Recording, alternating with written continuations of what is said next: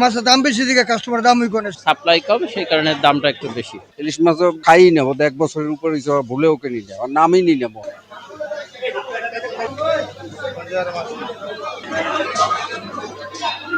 মনে করে যে গাড়ি থেকে 500 কেজি শিং মাছ কিনছি, একটা কাস্টমার নেই বাজারও, যদি বেচতে পারি তাহলে দুটো চাইল নিয়ে খাইতে পারবো, না বেচতে পারি তো না খাই থাকছি। মাছের দাম বেশি দিকে কাস্টমার দামই করে শিং মাছ। সকাল থেকে লেবু যে কোনো কিতেই নাই বাজারে কোনো কাস্টমার নাই, বেচতে পারি তাহলে নিয়ে না খাইতে পারবো, আর না বেচতে পারলে তো না খাই থাকতে পারবো, তাহলে তো কোনো বিকল্প রাস্তা নেই।